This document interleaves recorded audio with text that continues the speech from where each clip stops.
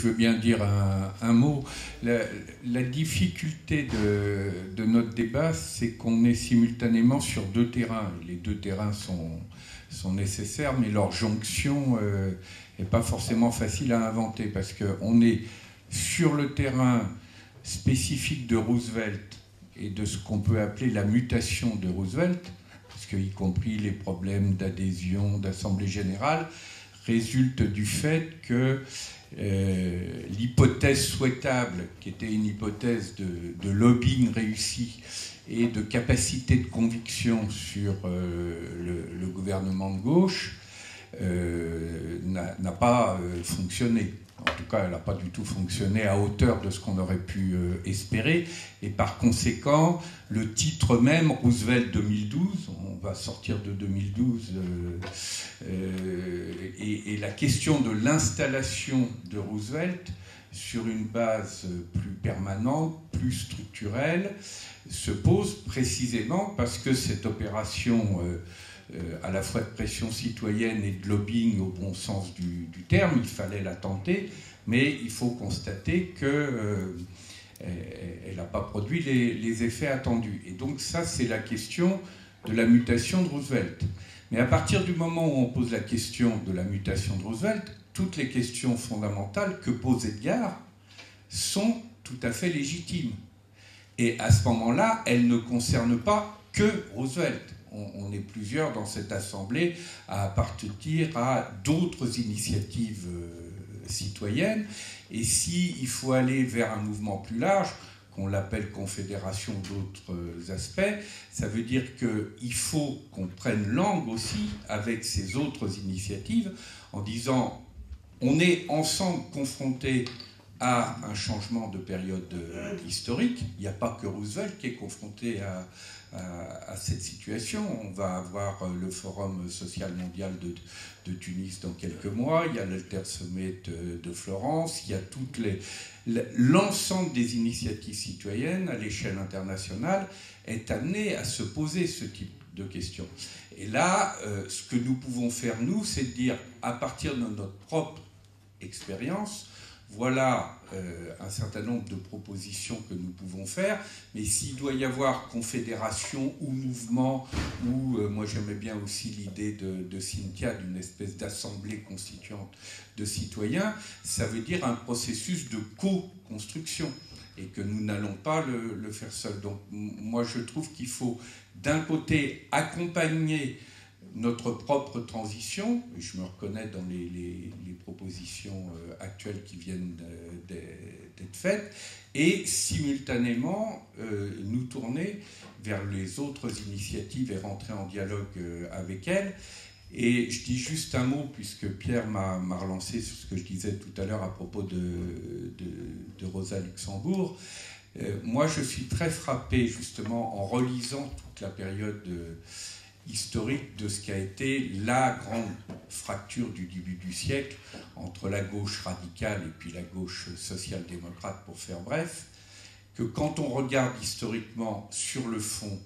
c'est plutôt Rosa Luxembourg qui a eu raison, en tout cas sur l'essentiel, mais l'une des raisons pour lesquelles elle-même et puis ceux qui étaient dans le courant spartakiste se sont fait marginalisés, c'est à cause de ce que dit Edgar, c'est-à-dire que derrière des illusions, il y a des croyances. Si on était simplement en face d'acteurs qui étaient soit cyniques, soit, entre guillemets, puisque le titre est souvent évoqué dans la presse, soit nuls, etc., les problèmes seraient relativement simples. Par rapport au cynisme, on organise un combat, par rapport à l'ignorance, on organise un processus de prise de conscience. Quand on est en présence de processus de croyance, c'est beaucoup plus compliqué. Parce que les croyances font elles-mêmes référence à des socles émotionnels qui sont importants. Et par exemple, la grande difficulté des spartakistes, c'est qu'ils n'ont pas compris qu'il y avait un socle émotionnel fort qui était dans le camp de la social-démocratie dominante, et qu'ils les ont traités simplement comme si c'était des cyniques ou des idiots, etc. Et la nature même de la violence émotionnelle s'est retournée contre eux. Donc moi je pense que plus nous aurons besoin d'aller vers de la radicalité, et ce n'est pas seulement vrai pour la France, ça sera de plus en plus un enjeu mondial, plus nous devons être extrêmement attentifs à la mise en forme de notre radicalité et aux capacités de dialogue avec la part des acteurs qui ne sont pas des cyniques et qui sont dans des systèmes de croyances. Parce qu'une croyance, on ne l'attaque pas simplement sur une base rationnelle. Une croyance, il faut en quelque sorte rentrer en empathie avec elle. Si je prends par exemple une des grandes croyances sur lesquelles s'est construit le système monétaire européen actuel et qui nous vient directement de la croyance allemande, c'est l'idée que Hitler est arrivé au pouvoir à cause de l'inflation. Et ça, c'est une croyance qui est structurante et on n'interroge pas le fond de cette croyance parce que si on l'interroge, on se rend compte que c'est faux. Hitler est arrivé au pouvoir très précisément avec le contraire de l'inflation, qui était la déflation. C'était l'époque du chancelier Browning, c'est la déflation qui a créé le chômage, etc. Et l'inflation elle-même n'a pas été créée parce que la République de Weimar se serait mise à dépenser sans compter, mais à cause du caractère démesuré des demandes faites lors du traité de Versailles, et notamment par la France, sur les réparations allemandes. Seulement, à partir du moment où on ne pénètre pas un noyau de croyance et les fonctions émotionnelles qu'elle remplit, notamment pour la question de la peur du côté allemand,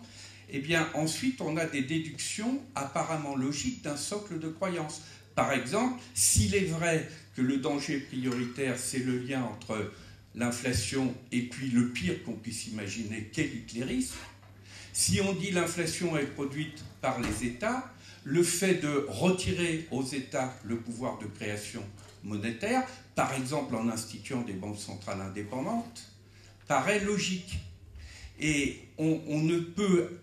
traiter ce problème-là, pas simplement par de la critique rationnelle, mais par exemple, et ça sera à mon avis un des enjeux du futur de l'Europe, en allant comprendre le système de peur et d'espérance respectives qui appartient aux différents peuples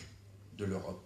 Et la façon dont se combinent les peurs et les espérances allemandes n'est pas le même que celui des peurs et des espérances d'autres pays d'Europe. Et d'une certaine façon, on rentre davantage dans la question des croyances par des approches de type, excusez-moi la métaphore, de type dialogue interreligieux,